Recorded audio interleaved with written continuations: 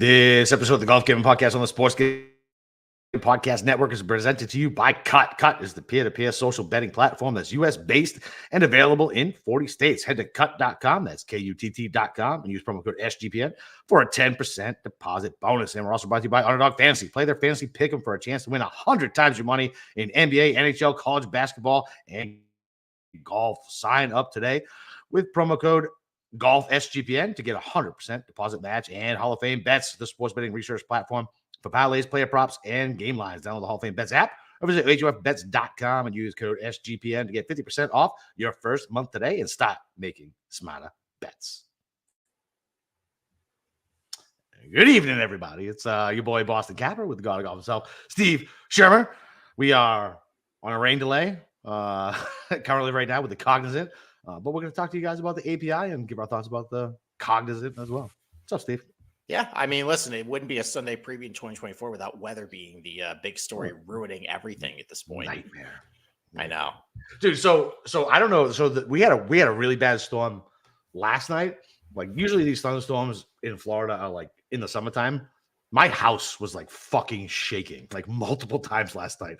It was like one of the loudest thunder lightning storms I've ever been through. Like it was crazy. I was like, is there a fucking hurricane or tornado around the corner? What's happening? Why did the weatherman miss this? It was terrifying. What the hell is happening with the weather so far this year? I mean, you had big rainstorms everywhere. You have 7 feet of snow falling in California with 109 miles per hour gusts, apparently. Yeah.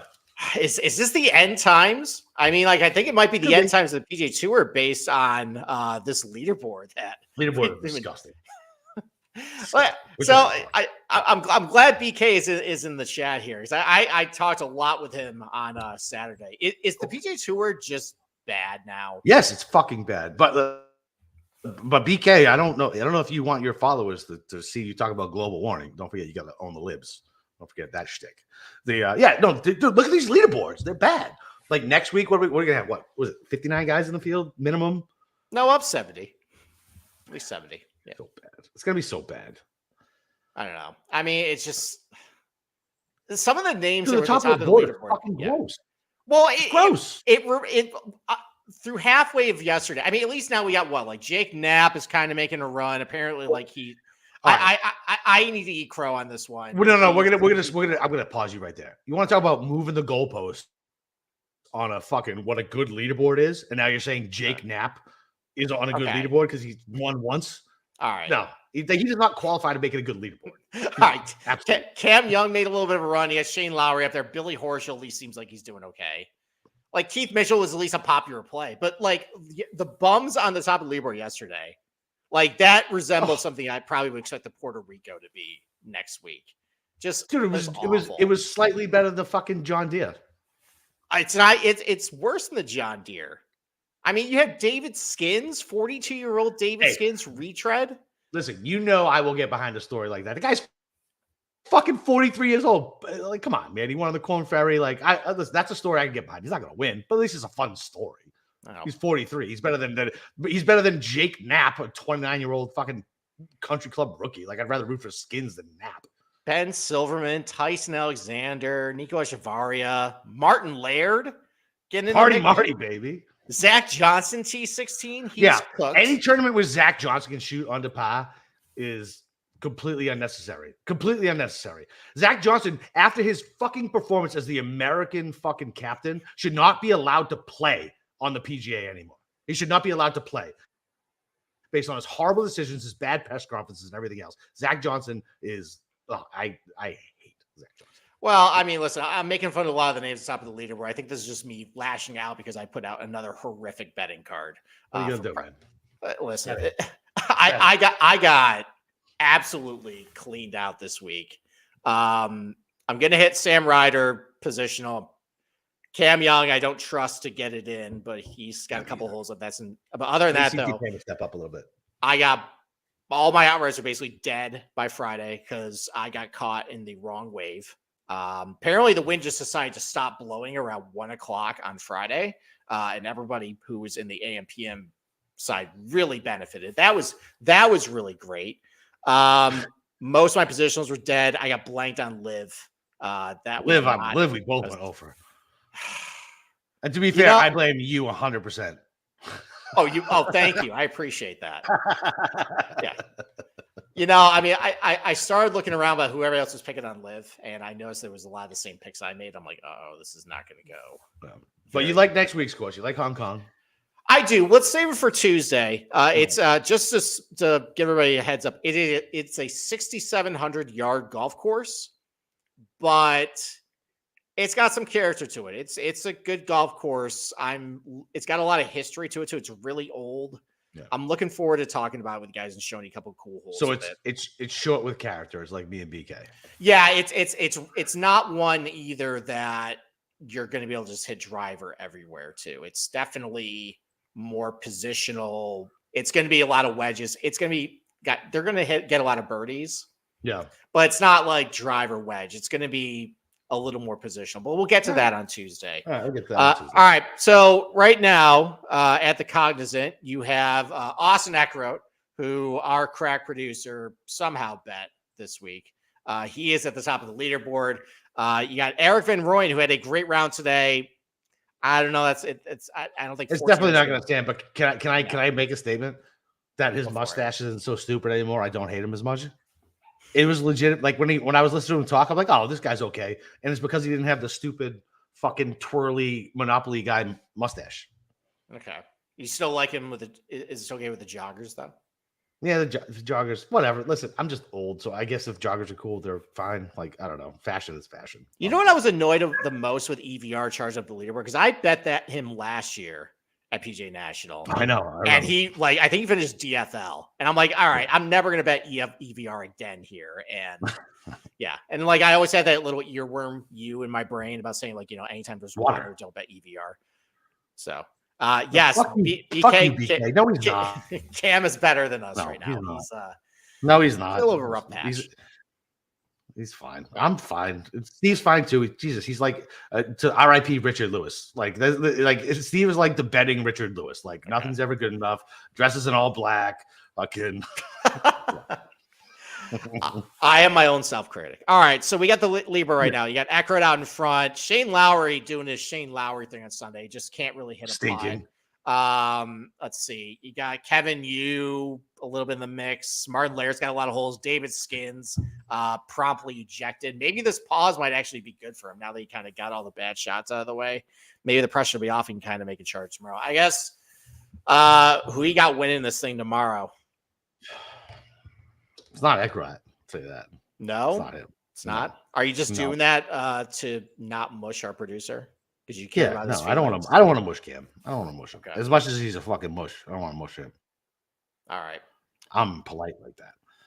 I don't know. Jesus Christ. I mean, fucking who's winning off of this board? Jesus. So so right now in DraftKings, you got Eckroat's minus 165. Shane Lowry's 4-1. Jake Knapp's got a couple holes left. He's 16-1. They got EVR at 16, but that's probably not going to do it. Kevin Yu at 20, Minwoo Lee at 25, David Skins at 30, Norton at 35. I mean, it's probably gross. If you want to take a real long shot. So Kevin Yu's through the tough part of the front nine there. He missed a couple short putts early in the round. And he's got 9, which has been kind of easy. 10, obviously the birdie hole. He's got 123 left too. He's in the fairway with 123 left on 9. Yeah, and he got hot at Amex with a bunch of birdies down the stretch. Yeah. And it's the wind's not going to be all that bad tomorrow. It's going to be soft again. Maybe he can make a little run on. What's the guy who won Puerto Rico? What's his odds at? Echevarria? Yeah. He's 600-1. 600? Yeah. That seems silly. I mean, he's got 5 holes left. It's the toughest part of the golf course. Dude, listen, there's double bogeys awaiting Eckroat. There's double bogeys awaiting him. Okay. All right. All right. Well, those are official picks. Fade them because we're ice cold. So why don't we take our first break? And then we got a couple other things to debrief about before we get to API. Debrief, sir. I'm out of the military and fight about, but there's no more debriefings. No more debriefings. All right. Anyway, cut the peer-to-peer social betting platform that's U.S. based and available in 40 states. The player-to-player social betting is a new and better way to bet directly against friends and other users on sports, politics, pop culture, and other events with verifiable outcomes. Plus, tons of fun features that give it the feel of a betting social network. Cut offers lower vig and fully customizable odds. You can create your own bets. Cut handles the payment side of things, so you never got to chase down anybody for money. Social features, group chats, betting leaderboards, head-to-head history, user profiles, fan groups, and more. Plus, you get cash back every time you bet against your friends or other users. So, I mean, look, you guys could have put it out. Nikki Haley beat Donald Trump tonight in Washington, D.C. I'm pretty sure that would have been fucking plus money. You could have put that bet out there and saw what MAGA guy would have wanted to take it. So, listen, download Cut today in the App Store or over at cut.com. That's KUTT.com. And use promo code SGPN for a 10% deposit bonus. And don't forget about Underdog Fantasy. They left Florida, but if they're in your state, they are the fucking best place to place money. It's the easiest place to do and play fantasy sports, and it's the fastest growing app in the industry. They got a pick'em game where you go higher or lower stat total for the week's game for a chance to win big. You can win 100 times your money in a single night. All you got to do is pick between 2 and 5 players to build your pick'em entry. And plus, my favorite, you can always do the rivals pick, which you pit 2 players against each other, and which one will got more yards, who's got more birdies, who's going to hit more greens.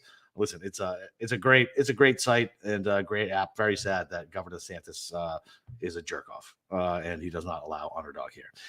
So listen, sign up today with promo code SGPN and get your first deposit doubled up to $100, as well as an instant pick'em special. Visit UnderdogFantasy.com and find them in the App Store. And don't forget to register with the promo code GOLF SGPN to get your first deposit doubled up to $100, as well as an instant pick'em special. You must be 18 plus and present in the state where Underdog Fantasy operates. Terms apply. Concerned with your play? Call 1-800-522-4700 or visit ncpgambling.org. Okay. All right. Capper, I got to ask you a question. Can I pronounce whose name right? Who's BK? Whose name right? Ekrot? No, I cannot. It's been a running joke. I cannot. Yes. I think even I don't say it right either because I've just been hearing you say it wrong for years. I fuck you up with it. Ekrat. Who cares? Stinks. Okay. All right. Well, speaking of people who stink. Well, actually, no, not people who stink. So let's talk about the Masters right now. And we're going to the Masters. We are going to the Masters. Is that what we're going to talk about? We're going to talk about that because I would like to talk about that. No, we're not going to talk about that. No, we're not. No, we're not going to talk about that. What I want to talk about though is so for the last couple Masters, we've been kind of sitting in like March or so, and we've had like a bunch of like established players like playing really good, and then they end up winning the Masters. So going back to the Fall Masters, DJ was just the best player in the world at that point, doing great, and he ended up winning. 2022, Scotty Scheffler was winning a whole bunch of stuff. We didn't think, he could just go in the Augusta. He just won it by $1 billion. And then Rahm was the best player last year in the winter, won Genesis, won Amex, won Kapalua, playing the best, and he ended up winning the Masters. So all right. So we sit here right now with a little over a month to the Masters, and we still got the floor to swing. But after the Players, it's going to be garbage tournaments until Augusta. Like we don't have match play anymore. So really we're getting down to kind of crunch time about like who can kind of establish themselves as like the best player going to Augusta. And maybe that's the guy. I guess who are some guys at the top of your head right now that would be, I guess, the best player in professional golf at this point? Oh, the best player in professional golf? That's who's playing the best? Shit, I mean, I don't even know. Like, it's so up and down on the PGA, and you only know so much about fucking LIV. No Masters picks on LIV. It's LIV Hong Kong, BK, not Bangkok. Yeah, he just likes the Bangkok. So, there it is, Steve. Right. I got one eye roll. I don't know, man. It's tough to see, right? So, like, you already kind of teased me a little bit that like Cam Smith's going to do well at this course, and I had that Cam Smith ticket against Scotty, so that makes me feel a little well, but. I mean, dude, it's tough to pin who's playing well and who's not. Like, do I have faith in Xander to win? No. Cantlay to win? No. Maybe Decky? Let's see what he does in the last, you know what I mean? Like, he won a couple years ago. Dude, I don't know, man. Like, the way these leaderboards are, these tournaments are, it's just tough to, like, get a rhythm. Do you know what I mean? And like, I don't know really what's happening over on LIV. Like, I've watched some of it, but I don't know really what's going on. Joaquin Niemann seems like he is fucking on fire, right? Like I've seen his That swing looks as sweet as ever, baby. It really does. Like, ooh, baby. Like, ooh. Well, that's the guy. I think you probably can point to going back all the way to like last fall of just kind of playing the best golf right now. So he's won now 3 times since Thanksgiving. He has a 5th of the PGA Championship in Australia, 4th at here in Dubai, 3rd last week in Oman. I mean, these are garbage fields, but just watching the guy play and hitting the ball right now, man, he is really, the ball striking looks really good. There was one drive he had today, and it was on, I think, 15. It was that hard dog-leg left where you really got hit like a hard hook. He hit this low stinger, almost like it looked like the duck hook that JT hit at the Players in 2021. Yeah. Just right around the corner there. Effortless.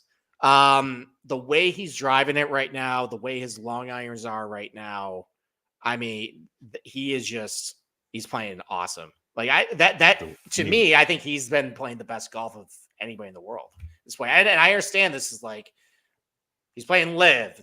People think it's terrible. He's playing all these Asian Tour events, but just watching him play right now, it's the eye test. Yeah, it's the eye test. So I said this. This is somebody who had no care for me to text it to him. I texted. I was like, Joaquin Niemann's swing looks like Manny Ramirez's, like in the heyday.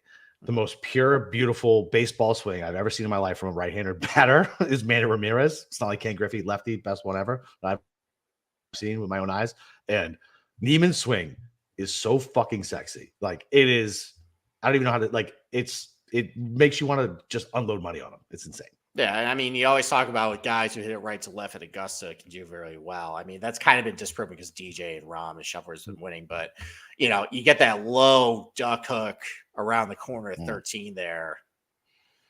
That plays pretty good. But, like, as far as the PGA Tour, you're right. Like, it's just kind of a mess right now. Like, Rory he made a little run today, but he was out of it. He was pretty blah over the weekend. Do you see him play 16 yesterday?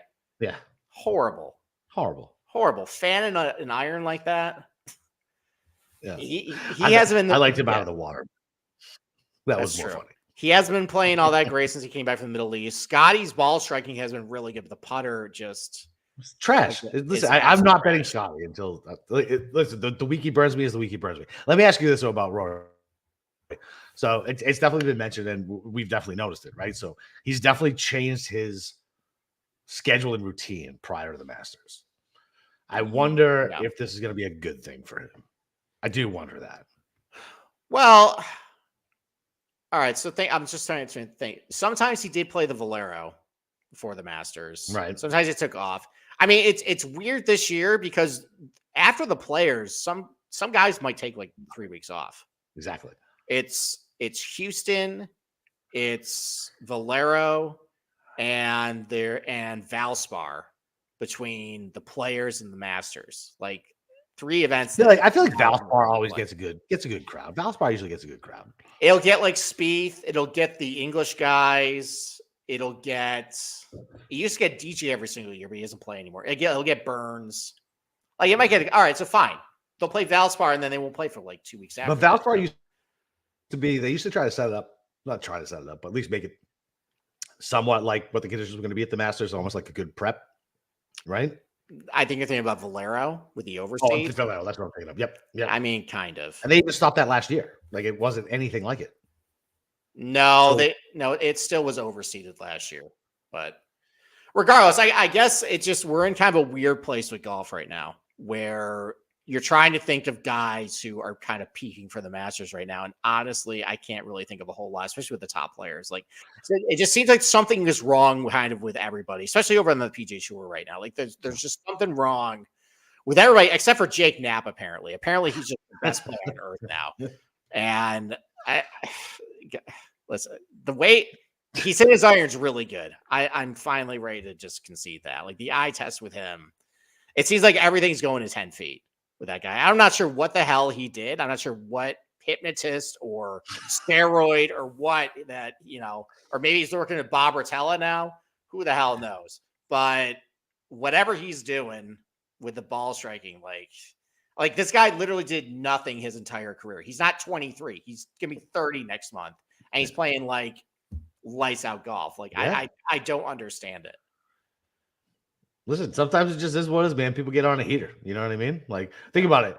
Ricky went on a heater and was relevant for 15 years while he sucked balls at golf. Wow. Yeah, because he rides dirt bikes. Yeah, and it has this cool orange suits. Yes. Yeah. Like it was like. Yeah, go ahead. The contrast of orange between the deep green at PGA National today, which was the greenest I've ever seen it play.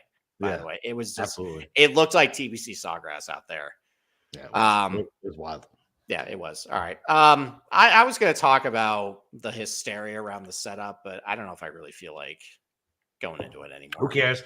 Yeah, it doesn't matter. If you want to, fine. Like, no, it is. This is all I'm going to say. In 2024, if you give guys a golf course under 7,200 yards that's soft with no wind, with greens that aren't all that interesting, it's going to be target practice, guys. And I'm sorry it didn't play exactly how you wanted to. It did the following day when it got wind, which is really how you really going to challenge these guys now.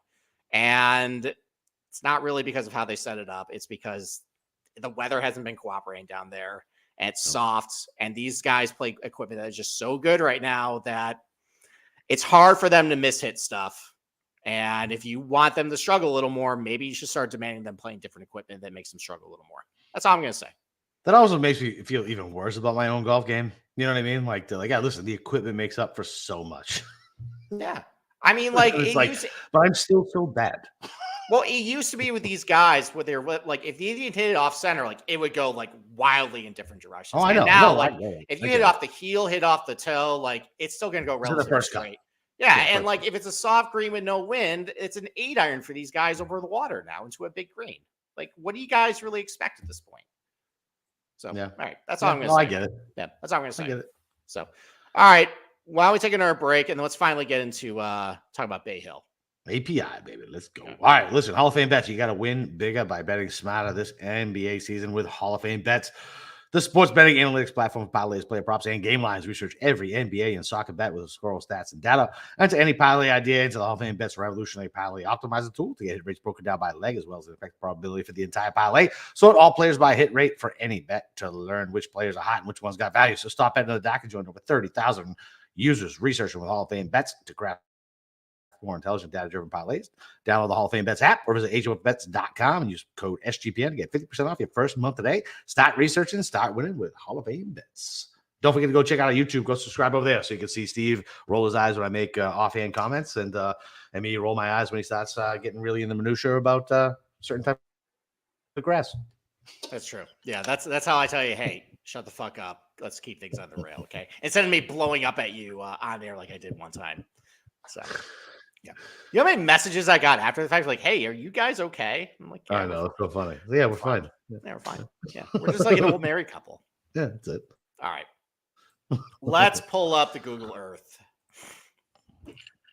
Now, you sent me the weather. So you sent me the weather, and it looks fucking benign as hell already this week. Yes. Well, okay. I was going to get to all right, fine. Why don't we talk about the weather right now? Because that was such a huge thing last week that really affected the golf course, and it didn't play how people wanted to play. I'm just going to warn everybody right now. It's going to rain all week, and on Thursday, it's not going to be a whole lot of wind. Like, if guys are going low on Thursday, just understand that this is what's going to happen. Now, this is a longer golf course where if you are spraying it, there's a lot of rough where you have a long approach shots, but soft fairways, soft greens, a couple guys are going to get hot. Like it might end up not playing exactly how you want it to. Yeah. I would just trust patience because the wind is going to come over the weekend. Okay. Yeah. And actually I was looking back and in 2021 with a similar setup, by the way, the year Bryson won, the average score on Saturday was 1 under par. And then the wind kicked up on Sunday and it played plus 3.5. Things can change very quickly at this golf course, especially when there's wind. And usually when it's firm, and unfortunately, we're probably not going to get that. But maybe the wind can dry it out a little bit over the weekend and get a little firm. But regardless, it's been super fucking wet in Florida. I know. Well, it's because of apparently the El Nino effect. It's not. All I think of is Chris Farley. Fucking. I was gonna say, yeah. You want to blame anybody for the setups? Blame Chris Farley for wrecking right, havoc. Well, all you young cats, he's one of the best comedians ever. Go watch Tommy Boy. Jeez, if you don't know who Chris Farley is, just stop subscribing to this podcast. How's that? Well, one other effect of the El Nino too is it's been really cloudy. Like the GCSAA had a little nugget that it's been the cloudiest it's been since the 40s, and they can't grow grass properly in that weather. Listen, man. I'll tell you what. I have been talking to people down here, all from the Northeast, like I am, and it has been the grayest fucking winter that I've had in Florida. And I'm like, this is not why I moved here. This reminds me of the Northeast. It's been fucking gray. It makes me depressed. That's why I fucking wanted to leave the Northeast. It was cold, gray, and fucking miserable. And it's been cold, gray, and miserable down here, and spitting rain or huge random Florida thunderstorms on fucking March 2nd. Like, it's insane. Like, that was a July storm that came through last night. Mm-hmm. Yeah, and that's actually part of the reason why the rough is only 2 inches at PGA National, because they can't grow it. No, you need sunlight. Miserable. Yeah. No, there's been no sun. It's weird. I hate it. You need sun to grow grass, guys. Okay. Anyways, you need sun to make Capper not depressed. All right. Well, anyways, all right. Let's get to this golf course that I like a little more than PGA National. Just a tad more. You hate PGA National, so you hate PGA National. I don't find it as good as what I you hate it. It's fine. Just fine. It's fine. Say it. Say it with your chest. You hate it. You know, it gave me a little bit of delight that people were just crapping on it for the first couple of days. I'm like, yeah, all right, now you know what I'm talking about. You were so happy. You were so happy. The text I got from you was just the smirking, smarmy Steve, like, I told you, motherfuckers, this course sucked. All right, so let's talk about Bay Hill. So this didn't used to be a golf course. This used to be an orange farm, a citrus farm owned by Dr. P. Phillips. And unfortunately for Dr. P. Phillips, this was a big bust. He could not grow a lot of oranges here. So what do you do with a lot of land that doesn't make a whole lot of money? You turn to a golf course that also doesn't make a whole lot of money. He sold it to a bunch of businessmen from, I believe, Nashville. And they hired Dick Wilson to be the original architect of the golf course. It was actually the first golf course sodded with Tifway Bermuda, which is a little more of a cold tolerant Bermuda. Yeah. You know, it was actually kind of revolutionary at the time. They was able to sod the golf course with this type of grass. So, I mean, it hosted a couple professional tournaments. Arnold Palmer, though, started coming to Bay Hill in 1965, and he just fell in love with the place. And he was so enamored at the golf course that in 1970, he leased it from the golf owners. And in 1975, he actually purchased it outright. And then in 1979, he actually negotiated with the PGA Tour to bring an official event to there. So it's undergone a couple renovations through the years. The most recent one was done by Mr. Palmer in 2009. And I mean, look, so what I will say about this golf course is, you know, whenever I watch it, I just think how unfriendly it is for amateurs to play this thing. But I'm going to zoom in the first green. So this satellite right here is actually how it normally is for everybody else. It's actually kind of a fairly wide fairway right here. But if I actually go back and look at it from when it's set up for API, click one more. They bring in the rough a little bit. They bring the rough about like 6 to 8 yards, which actually is kind of significant, not like the 2 to 3 that it was brought in, you know, last week. But most, you know, and I drew like little lines here, you know, the rough is actually brought in a lot for Bay Hill. So that is a big difference. When normal people play it, because you can go out and play it for a large sum of money, it is a little wider, a little more generous. It's still insanely difficult because there's a lot of really hard approach shots and tee shots that I'm going to get into right here. But it doesn't play quite as tough as it was for the pros, but they really do amp up the difficulty for API. So, you know, this course plays best when there's a north wind, and I'll get into, you know, some of the reasons why. But, you know, start off with number 2 here. A long par 3, 231 yards right into the wind. And that's actually a theme with all the par 3s. I think they're all over 200 yards. So when we go to look at the proximity chart distribution in a little bit, It's going to be heavily skewed towards over 200. Big reason why is because all the par threes. They're all really long approach shots. So, that's a skill to really target this week. A lot of guys who won here are really good from over 200. Can I ask you something, though? Is there skill with, like, the 200-yard par threes? Everybody should just be trying to stick it to the middle and two-putt. Like, you know what I'm saying? Well, I mean, okay. Well, you could say that a guy with faster club head speed isn't hitting as has a little more lofted club than a guy who's a little shorter. So they're able to maybe bring a little higher ball flight into the green and maybe hold it a little more, especially when these greens are firm. Fine. All right. And Dirk McGirt, damn Irish, sir. You can fuck straight off. We don't count Monahan. All right. Monahan is definitely not Irish. All right. Now, one of the things I don't like about this golf course, and I try not to do this anymore, give my opinion. There is a lot of redundancy to it. Time out. When do you not give your opinion about a golf course? I'm throwing the red flag. So I've actually tried for the last year or so to not give as much opinion about architecture because I know you guys just don't give a shit about it unless it's something really egregious and kind of funny. But I really try and tone it down. Okay. Okay. Well, one of the things about this Maury golf course, said that was a lie. Go ahead. Okay. Keep going. All right. One of the things about this golf course is there is a little bit of redundancy as far as the design of holes. So let's go to this. Number 3 here. Really tough hole. You have water all the way to the left. It's a hard dogleg left. If the fairways are really firm, it's going to run through into a bunker here. There's just no room. There's just no room. And you have to hit driver here. So because if not, you're going over the water. Well, no, you get 3-wood, but then you're going over the water and there's bunkers around the green. Right. Yeah. And a 3-wood, you can easily hook that. And there's a water hazard all the way down. Yep. Just a tough hole. Even it's only 434, really demanding. And then the next hole, it's not a long par 5, but the fairway really bottlenecks down here. It's protected by 2 bunkers. There's also a ditch down here too. Again, another tough driving hole with a lot of thick rough. And then a longer approach shot with, one of the things they've actually done too, they've eliminated a lot of rough around the green here. So there's actually a lot of runoff areas. So that's actually one thing I admire about this golf course, even if I don't really love it all that much, is their tournament setups. They really are trying to make it tough for these guys.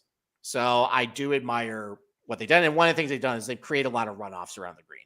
Some tight lies, which can be a little bit of a nuisance to everybody. But I want you to bookmark that. I want you to bookmark this hole and this hole. Because we might be seeing bookmark it. Yeah, just bookmark it, what they look like. Might be seeing a little later. All right, let's swing back around here. Number 6. This is the hole that everybody knows about. This is the one that Bryson carried it over the water. Meanwhile, he fucked himself by doing that. I don't even know if he birdied that hole once. I think he actually parred it. All right, so I think he ended up over here.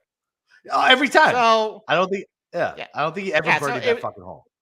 Yeah, he had the wind at his back. It's a 320-yard carry over water, which is insane. God, and have run out to about 365. So the thing is, though, I think he ended up dumping it down here. No, he still got par.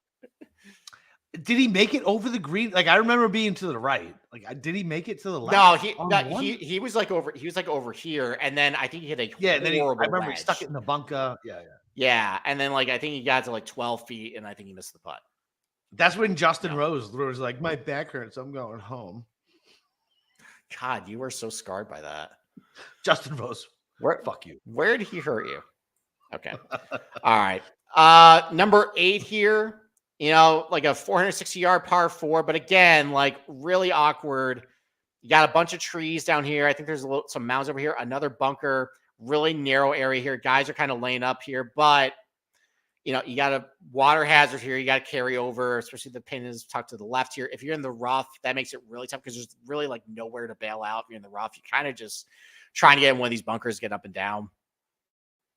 There's a tough hole like that. Let's zoom over to number 11, though.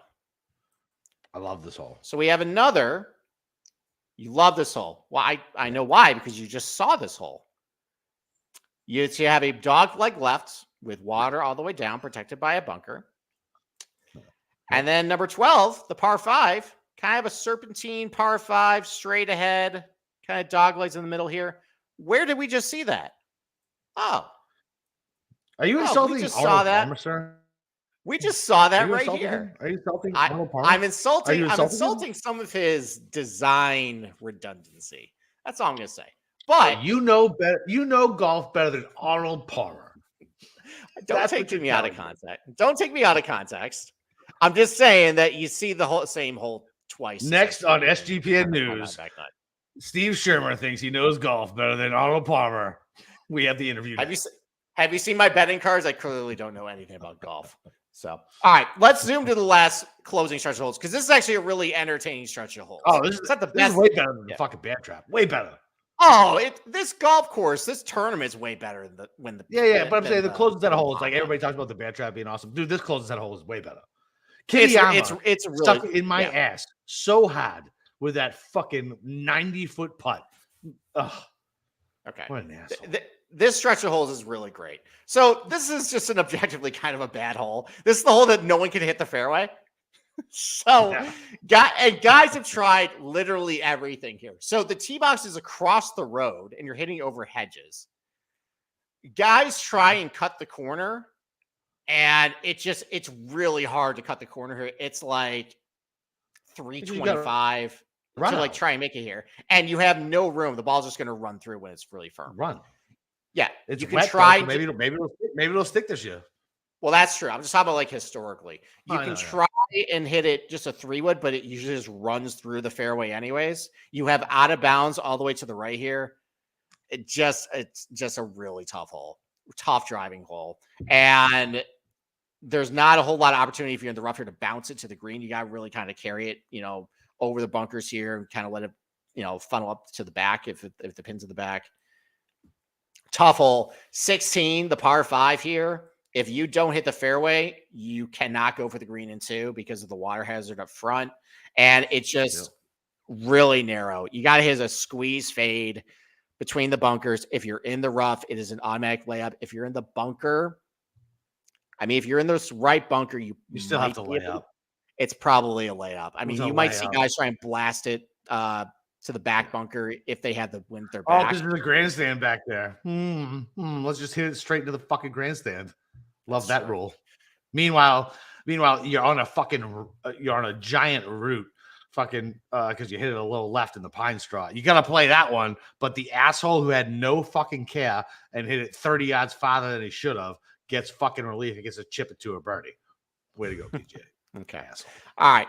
Now, 17, 18. This stretch of holes plays really good if it's a north wind. Try hitting a 221-yard shot over water into a stiff north wind. Good luck. No. Yeah, good luck. Good luck. And this is also a really my 3-wood and fucking praying. This is also a really tilting hole too because they screw up they screw up the shot link all the time. They'll say it's in this bunker here, but it's actually in the water. Yeah. You're right. I forgot about that. Yeah. Now, one other thing too, we'll talk about it a little bit with the around the green stuff. These bunkers are horrible. These guys, I think there's just too much sand in them. I've never seen so many balls just plug. So let me tell you why. So this I don't even know if this is right, but so from playing in different spots and living down here, I feel like just the humidity of Florida, like the sand gets heavier, right? It gets wet. Like no matter what you do, that sand in the bunker is fucking wet. You can rake it at 7 a.m. Those guys at 9:30, it's still kind of heavy and wet. And so the longer you go, I'm like, I really think that's it. Like, it's just so fucking humid down here. Even when it's cold, it's humid. Like, just humid all the time. You can feel it in the air. I feel like that's it. I feel like that's what makes it heavy. It could be. Remember the one that Gary Woodland plugged, like right here? Yeah, I do. I had money on Gary Woodland. Yes, of course I do. Did you do that on purpose? No, I didn't do that on purpose. That's one that just really stands out to me. It's just like, man, these bunkers just really beat up these guys. But I'm hitting a long shot over water with bunkers everywhere into a firm green in a north wind, like good luck. And then 18, one of the toughest closing holes probably in almost all of golf. Fucking love it. So again, a really narrow landing area here. If you're in the rough, you have to contend with carrying over the water. That's not going to go well. There's also like no room to like kind of bounce the ball up. How many It's a balls boomerang shank green, roll off? really I'm firm. pointing to the screen like people can see me. How many balls roll off from on the right side of the green right there?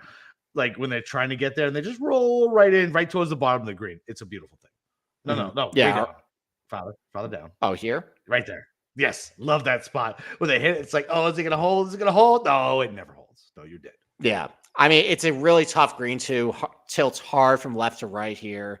Again, like if you're in the rough, especially on the right here, you're basically bailing out this way, trying to get up and down, which is a really tricky up and down.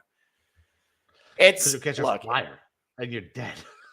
Yeah, if you're in one of the bunkers, like you're basically above. Like I think these bunkers are technically like above the green too. Oh, way above the green. Oh, yeah. I bet you they're like fucking 10 feet above. Yeah, look, there's a lot of really bad design elements about this golf course, but if I just want circus car crash like golf and seeing these guys really fluster, this is probably the most entertaining tournament of the year. Bay Hill's the best. Bay Hill is the best. As far as the tournament goes, just seeing these, like it is like if you're in a greenside bunker, like you are not getting remotely close to the pin. Like it's going like 15, 20 feet. And you're going like this. Just pissed. Yeah. But you knuckle, don't go in the water. Don't go in the water. Yeah. There's a lot of really good memories down the stretch, a lot of memorable moments because it's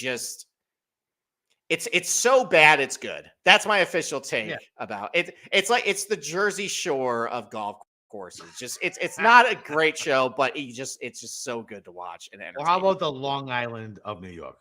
All right. Fine. Okay. All right. That's the golf course. That's part of New York. I know. Sorry, BK. All right. Do we have another ad break or can we just keep rolling? No, keep going. Okay. All right. Already paid the bills. Okay. Let's go with GCSA. Okay. Oh, let's zoom out a little bit. Okay. Let's just start going over the general golf course facts. So this is a par 72. There are 4 par 5s. It is 2 of the par 5s are basically the exact same. One of them is the crazy one around the water, which again, like for people that are not Bryson, I know we always focus on that, but the carry over that water, and if you put it a little too far left, it's and then it's re-tee, by the way. You're hitting yeah. You're not crossing land.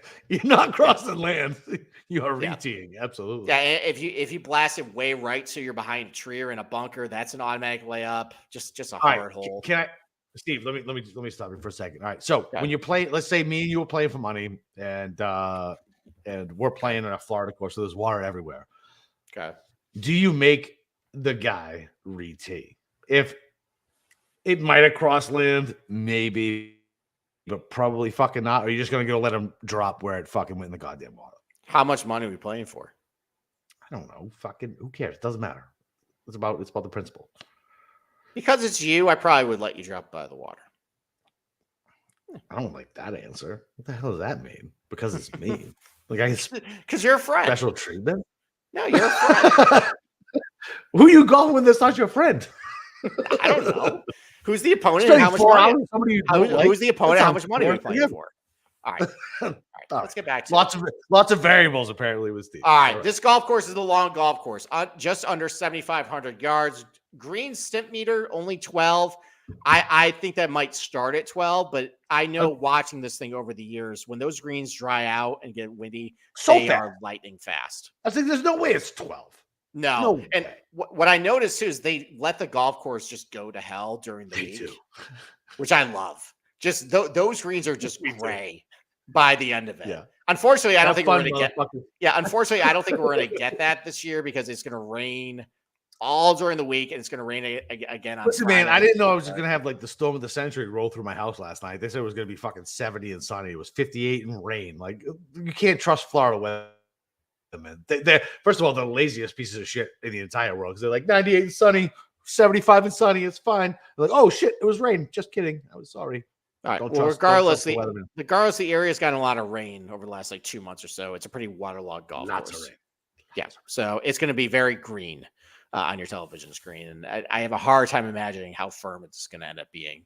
Average green size, 7,500 square feet, one of the larger greens on the PGA Tour. But because of how fast and undulating they can play, they play a lot smaller sometimes. Again, a question of if we're actually going to see those true green speeds this week.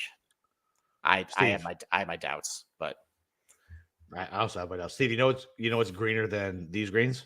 What? The green jacket. And we're gonna go to Augusta. You just wanted to shoehorn that in. Okay. One more time. All right. Speaking of the greens, we're back on TIFF Eagle just like last week. So again, to recap, the golf courses with TIFF Eagle, Bermuda, if you want to really look at that. You are looking at Kapalua, Sea Island, Albany, Concession, and PGA National. So you probably can just get away with going with just regular Bermuda, but these things run so fast sometimes it just doesn't really matter. So fast, like it's insanely fast. Mm-hmm. It is. I feel like do you think they get burnt out? They get burnt out from the wind, right? Yeah, when it's dry and burnt out, they get really fast. So that's a question of if that's going to actually happen this time because there's just so much moisture in the. So you watch a guy like Evie today, right? Like obviously on a fucking like just blackout Will Ferrell like old school moment. Like he's 8 under through 9, and then they do the stop and he can't adjust to the slow greens, right? So I wonder if that messes people up too. Right, because it gets so much faster over the weekend because they don't do anything to fix it. Does that make sense? Yeah, it probably might. So I don't know how to quantify that, but that's I don't either. It was more of an observation. I mean, I think that's also comes from when you watch the 2021 Masters where JT lost his mind after it rained. He couldn't figure out the green speeds. So, yeah, I know. Why are you the way you are? It's the worst. I have an impeccable memory to all your bad losses. So bad. Why? It's not fair. It's not nice. Okay. All right. So as far as fairways and rough, everything's going to be overseeded in this tournament. A couple years ago, they actually did not overseed it, which actually impacted how it was around the green. That we'll talk about in a little bit. But everything's going to have 2022. And it actually showed up in one particular area that we'll talk about. Yeah, randomly they decided not to overseed it, which is weird. But this year it's going to be perennial right overseed, 3 inches. Just like every other year, by the way, is the exact same setup as other years. So if it plays really easy on Thursday, don't blame the PGA Tour because it's the exact same golf course setup. Some additional notes. Obviously, we've already talked about El Nino and Chris Farley just wrecking havoc over the state of Florida. Average fairway widths are 30 yards. They narrow it for this tournament. Usually they're like 35 to 40 yards for everybody else. Let's go back in time. Past winners last year, Kurt Kitayama, 9 under. This was the tournament that we thought we were just waiting for him to blow. Yep. And you had Jordan Spieth make a little run. Looked like he was going to win. It looked like Rory was going to win at one point, and then he duck hooked it on 15 there. It looked like Hatton might win. I think Scotty actually almost dunked it from the fairway. He did. For Eagle. He almost won it. Patrick Cantlay made a little run. He was never in it. He had that. This was, I think, fooled everybody the next week, thinking maybe he figured it out on Bermuda. He had that final. Cantlay is never in it. So Cantlay had that final round 68, which was a great round, but he was just completely out of it at that point. If you think about this, makes me so much more upset. He won when John Rahm got pulled out because of COVID. His career would be so different if that didn't happen. That's not true. We would look at him exactly like Xander, like a fucking loser. But somehow he still gets credit for fucking winning. It's unbelievable. It makes me so mad. He's won like 8 times in the PGA Tour. You're talking about just one win. That's a pretty big win. All his other wins are garbage. Okay, well, by the way, that ended up giving you one of your best outright wins ever because you just used that narrative that Rahm was going to be pissed. That's fine. And you probably would not have bet Rahm if that didn't happen. Yeah, that's fair. Yeah, so there you go. So you should thank Patrick Cantlay and give him a little tip when you see him at. I love you, Patrick Cantlay. Please don't put me in cellophane and put me in the basement. Okay.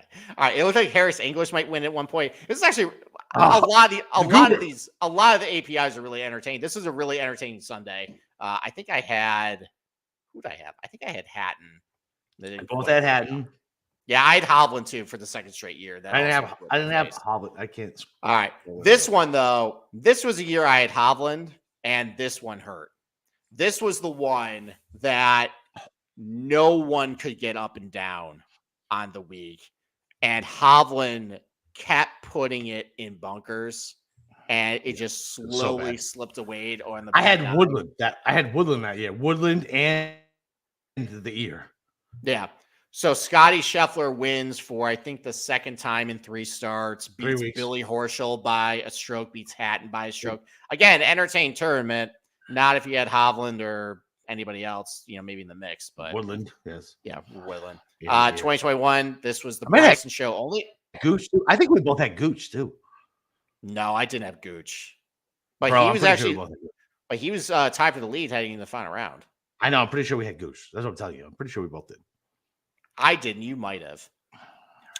2021, Bryson DeChambeau. This is the DeChambeau show. Only won by a shot over Lee Westwood, though. And then they had the rematch the following week at Sawgrass where JT ended up stealing it. Yeah. Nope. Corey Connor is also in the mix. We had JT at fucking 18-1 at that. So dumb. Or 20-1. Was it 20-1? I think it was like 25. All right.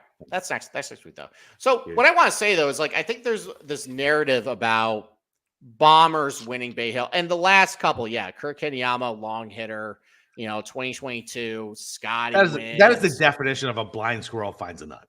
2021, Bryson. Yeah. Okay. Yeah, Kitayama's 251. But we'll get to the predictive chart a little bit. Like, there's a lot of short ball strikers that have done well, too, like Corey Connors, Westwood. Like, look at this. Andrew Putnam was in the mix. Richie Rorensky, Bezadenhout finished top 10 that week. Chris Kirk has done well at this tournament. Kirk's just a good Florida golfer, man. Kirk's just a good Billy Horschel. Yeah. Phil Horschel, Kirk, Gooch, Fitzpatrick before he gained, all the speed there. So while Bombers definitely can do well on a long golf course that's narrow with a lot of thick rough, there's definitely been accurate ball strikers who've done very well at Bay Hill. So don't discount them just because you've seen the last couple be Bombers that have won. Interesting. So, yeah. So, and I mean, this has been just a crazy year in general. So, Didn't Woodland he had like the lead and he couldn't get out of the bunker, right? Yeah, because he plugged. Yeah, thank you. Oh my God, that was so horrific to me. I had him like 175 to 1. Mm-hmm. And he had the fucking lead with like 3 holes left on a Sunday. All right. So let's start getting into you brought it up. I'm sorry. Let's get to golf course stats. I mean, obviously, this is one of the toughest tournaments on the PGA Tour. Average score since 2015 +1, but the last few though, +2.5 in 2020, +1.4 in 2021, +2.3 in 2022. Last year played relatively easy, +1.2. Maybe people complained last year too because it wasn't quite as tough. But obviously, really tough golf course. Tough par threes. They're all over 200 yards. These are some of the tougher par threes on the PGA Tour consistently every single year. It has to be like for the tournament. I can't think of a harder tournament for par threes. I mean, other than a major venue, probably not. Right? Like they're all super long. Like, have fun, good luck. Yeah, a couple of them are into the wind. So If you get to the green, guess what? We're putting the pin on a ridge. So have fun 2-putting, you prick. Yeah. A lot of years the par fours were, one of the top 5 toughest on the PGA Tour that season. Par fives, other than 6 and let's see our par 5. I memean, 15 is tough, but the other tough. The other two though, the ones that are the exact same, they're not that tough. So, as far as where this is difficult, this is actually a lot like last week, where the ball striking was where it was tough. So if you think about PGA National, just awkward, tough approach shot or off the tee shots, really tough approach shots because a lot of water. Kind of similar thing this week. I went through a lot of the difficult shots through the Google Earth maps, like really tough tee shots on like 3, 6, 15, 16, 18. I think water is in play on 9 of 18 holes, or 9 of 18 tee shots this week at Bay Hill. With the approach shots, these greens can play very firm. You got a lot of long approach shots. That's really where things are tough. Around the green putting, putting, I think DataGolf discounts the degree of difficulty based on the Of architecture, course they but do. the That eye golf test. stinks, Okay, Steve. They but stink. with the eye test though, I know that no one can really get up and down at this place when it's really firm and fast. And I know it's really, Kitayama's for a 900 fucking foot putt to take my hat and money and your hat and money.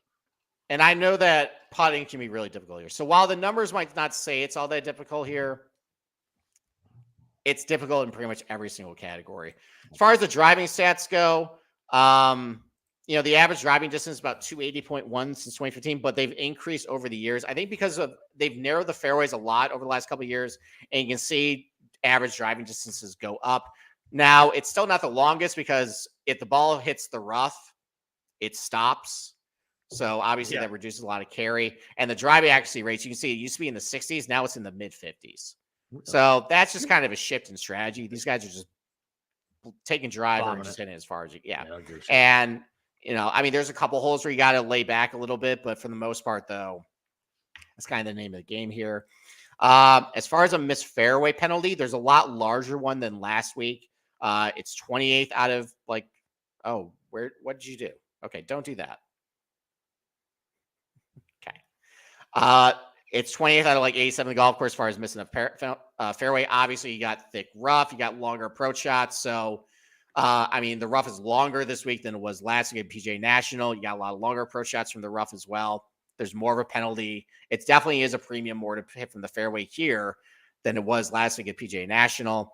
High rough penalties. The non-rough penalty, though, that's actually one of the least penal between the difference between what you are hitting from the fairway and what you are coming out of a bunker. Part of that is these are tough approach shots, but another part might be actually better hitting from a bunker because you're not in the rough. You have a clean lie. It's kind of like with Torrey Pines a couple weeks ago, where it's actually better to be in the bunker there. As far as approach shots go, obviously really tough approach shots. 8th hardest since 2015 for anything over 150. It's been top 5 hardest since 2019 as far as shots over 150. Around the green. So I wish my co-host didn't leave here so I can explain it to him. But I was talking about the year 2022. So usually chipping from the fairway, at least the last couple of years, isn't all that challenging relative to RPG golf course, except for in 2022. I think it's because there was Bermuda that year. Otherwise, it's the overseed. Not all that difficult to chip off of. It's a little easier for these guys, especially guys who are not Florida guys. It's a little easier, though. Obviously, getting up and down for the rough is really difficult because when these greens are playing really fast and undulating, you can't get any spin of anything coming out of the rough. You're just kind of guessing. And the bunker, while they say it's not challenging to get out of a bunker at Bay Hill, I know watching this thing that is just simply not true. No. These guys cannot get up and down. If you're in a bunker, you're not getting up and down. So while they might say the degree of difficulty isn't all that great, I know watching this thing, what do you think that is? Oh, I think there's too much sand in the bunkers. That's why, and I think it's a combination between that and they can't get as clean, crisp contact as what they usually can. So there's not a lot of spin coming out, and with how firm and fast these greens can be, it just rolls right by. Well, it's funny because I was listening to the guys today talk about hey, listen to this. Good rain, like I whoever was talking on Golf Channel was like, listen, I used to love when it was like compacted sand, and I was like, that sounds terrible. I don't want compacted sand. But he was like, oh, I knew how much sand I needed to take. So too much sand that's fluffy is worse. Yeah, because it comes out dead, or you might clip it a little too much. Like you can't control the spin as much out of it. Yeah, I don't know. I'm gray out of the bunker, so I have no idea. All right. I think I've done enough about course stats. It's a hard golf course, and it's hard in pretty much every single respect. It's the hardest with your ball striking stuff. Let's start with course fit, though, like your predictive skill set charts. So last week, all right, it's getting me back to PGA National. All right, Bay Hill. Where are you? Should we just go opposite of whatever fucking DataGolf says? I think DataGolf's having a rough year. Yeah, no shit. But it's been reliable. Until this year. So this is a big off the tee golf course that is very predictive to success. Obviously a lot of predictive, skill sets as far as guys who are long tend to do pretty well here, but guys are also pretty accurate. So just generally speaking, guys who drive it really well tend to do really well at Bay Hill for obvious reasons. A lot of really tough driving holes, which we talked about earlier. A lot of water, a lot of pinch fairways. You got to have good control of the ball coming off the tee. There is a degree of penalty for missing a fairway, unlike last week at PGA National, where, the challenge is always in the second shot, no matter if you're in the rough or in the fairway. Here, it really pays dividends to be in the fairway, especially when the greens are kind of running firm, which we might not see this year. But in most years, pays to be in the fairway. Also, a higher correlation of guys who putt pretty well do better here, which, you think about Scheffler's one here, not a good putter, but he was on a putter heater at the time. He was. He gained no strokes or lost no strokes. Yeah. Molinari was on a putting heater as well, and he's one here. But like Had's a really good putter. Bryson's really a good putter. DeChambeau's or Kitayama's good putter. No, he's not. Yeah, he is. Kitayama's good putter. He's not good around the green. He's a good putter, though. Arguable. Fine. Keep going. All right, fine. Okay. Regardless, so there's a higher correlation to that. And then there's not a lot of correlation to guys who are really good around the green to success here because, like I said, it's kind of a luck box. Yeah, water. No one's getting up and down. It doesn't matter how good you are. If the ball's plugged in the bunker, you're not getting up and down. If the ball's buried in the rough, you have no idea how it's going to come out. You're not getting up and down from when it needs to firm. Now, this year might be a little different because it's softer.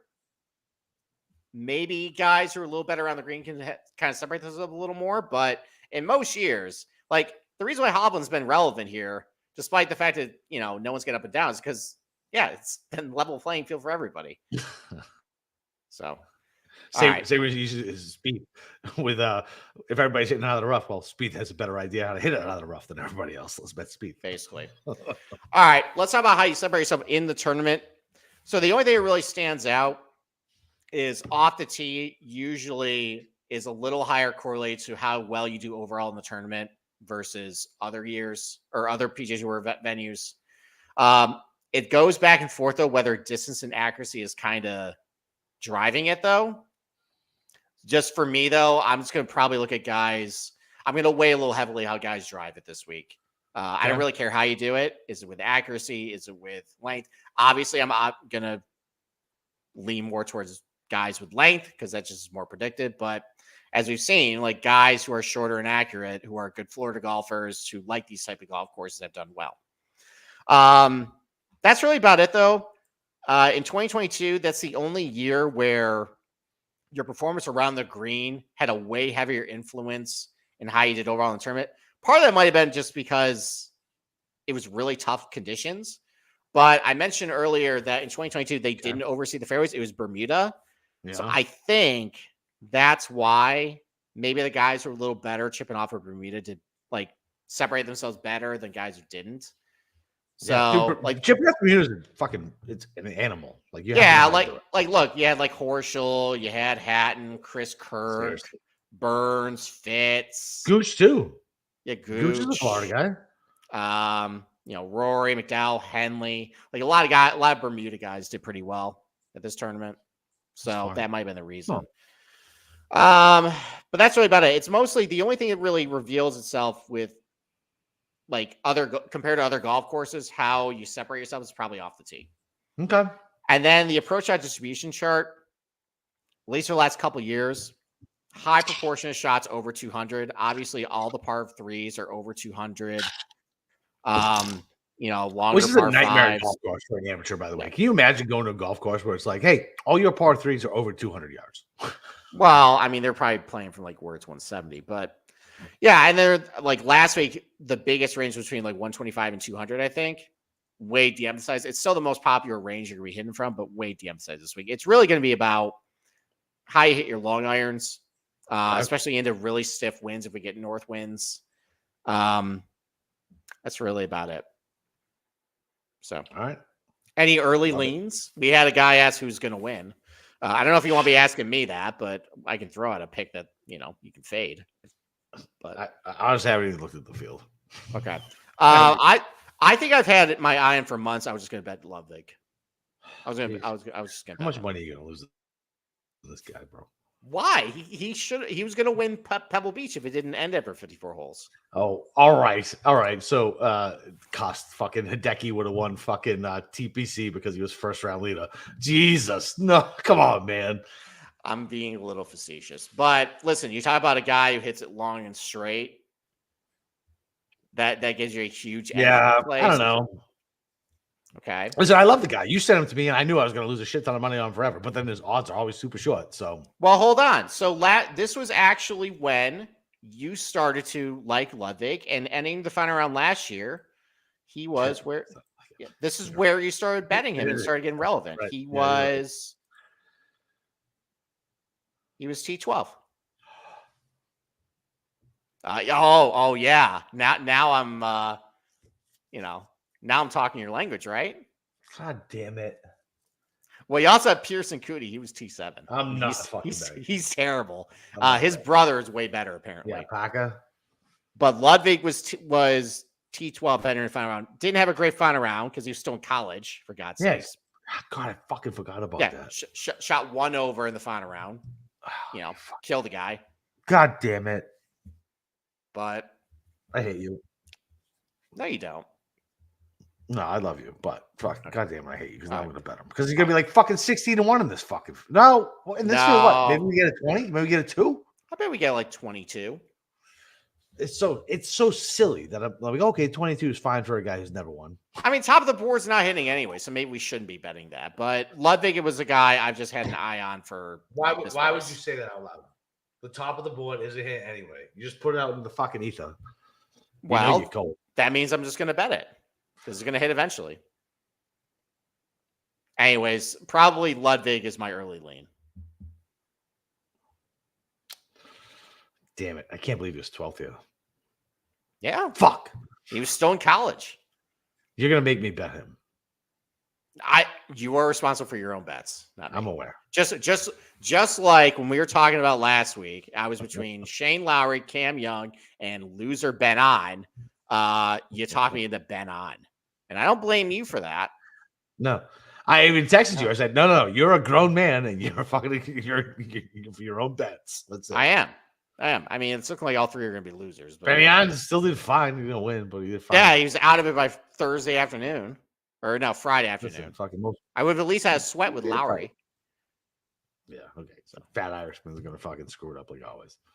Oh, well. Anywho, all right. So you got anything else?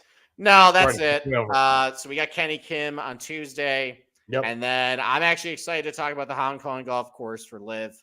That'll be after the show at around like 10 o'clock on Tuesday. Yeah, that's fine. And we'll see. Maybe Kenny knows something about that. He's a LIV guy too. Maybe we'll have him on for both. Who knows? You got Matt for DFS on Monday. And like I said, man, we got Kenny Kim on Tuesday. So expect Steve's head to explode with both of us derailing the show constantly. But come listen to Steve for his knowledge and my nonsense. So other than that, see you fucking guys on Tuesday. Bye.